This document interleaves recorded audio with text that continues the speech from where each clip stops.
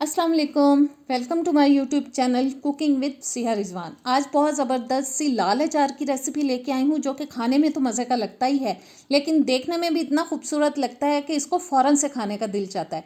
तो जल्दी से चैनल पे नए हैं तो प्लीज़ सब्सक्राइब करें, वीडियो अच्छी लगे तो लाइक और शेयर कीजिएगा। तो आइए बिस्मिल्लाह करते हैं। सबसे पहले जी 1 किलो मैंने कच्चे आम ले लिए। इनको अच्छी तरह से वॉश करके कपड़े की मदद से मैंने इनको ड्राई कर लिया है। अब एक एक आम को हम पकड़ेंगे और छुरी की मदद से उसका डंडी वाला हिस्सा उतार देंगे।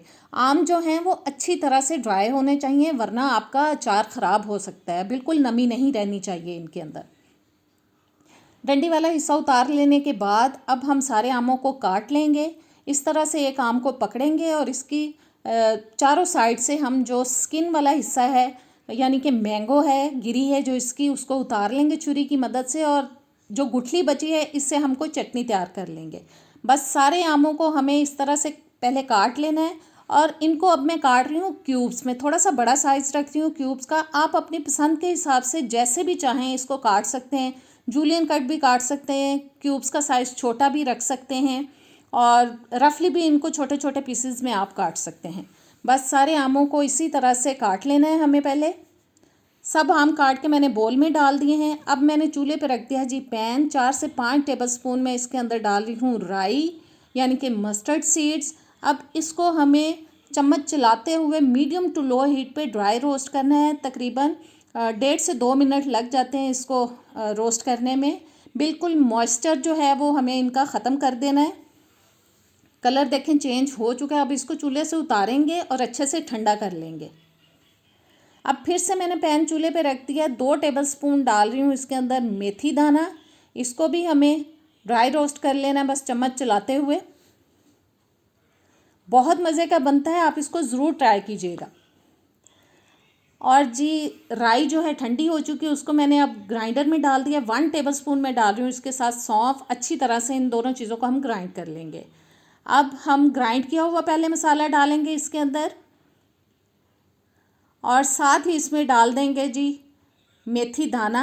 ये मैं पीस के नहीं डाल रही, साबुत ही डाला है। आधा कप मैं डाल रही हूँ नमक, क्योंकि अचार के अंदर नमक थोड़ा ज़्यादा ही जाता है। 80 ग्राम वाला मैंने कश्मीरी लाल मिर्च का पाउडर ले लिया है, वो डाल रही हूँ। इसका सिर्फ कलर होता है, तीखापन इसमें नहीं होता, और इसी से इतना खूबसूरत कलर आता है अचार के अंदर। 1 टेबलस्पून मैंने डाल दिया है लहसुन पाउडर। 1 टेबलस्पून जाएगा जी इसके अंदर हल्दी पाउडर। और अब जाएगा ऑयल। ये नॉर्मल जो आप घर में कुकिंग के लिए इस्तेमाल करते हैं वही वाला मैंने ऑयल लिया है। पहले अच्छे से मैंने इसको गर्म कर लिया था, फिर ठंडा कर लिया अच्छी तरह। और अब मैं ये डाल रही हूँ, ये जाएगा 1.5 कप तक, क्योंकि अचार के हमेशा ऊपर तक ऑयल रहना चाहिए। इससे आपका अचार बहुत देर तक ठीक रहता है, उसकी लाइफ बढ़ जाती है। और बस यही मसाले हैं जो इसके अंदर जाएंगे, बहुत ज़्यादा मसाले नहीं जाते। अच्छी तरह से इन तमाम चीज़ों को हम मिक्स कर लेंगे चम्मच की मदद से। और देखें अभी से इसका कलर कितना खूबसूरत लग रहा है। खाने में भी ये बहुत ही मज़े का लगता है। जो भी देखेगा आपसे ज़रूर पूछेगा कि ये अचार आपने कैसे बनाया। और अचार मिक्स कर लेने के बाद अब हम जनाब इसको ऊपर से कवर कर देंगे किसी प्लेट की मदद से, और इसको 4-5 दिन या 3-4 दिन रखेंगे। और बीच बीच में हम इसको रोज़ हिलाएंगे 1-2 दफ़ा। और अब हम रख देंगे इसको 3-4 दिन के लिए। और 3-4 दिन के बाद देखें जी ज़बरदस्त हमारा लाल अचार हो चुका है तैयार। कितना खूबसूरत लग रहा है। अब इसको हम डालेंगे किसी जार के अंदर, और आप इस तरह से बनाएं। और देखें ऑयल जो है वो आपको अचार के ऊपर तक नज़र आ रहा होगा। आपका अचार जो है वो हमेशा ऑयल में डिप रहना चाहिए, इससे आपका अचार जो है वो सालों साल तक चल सकता है।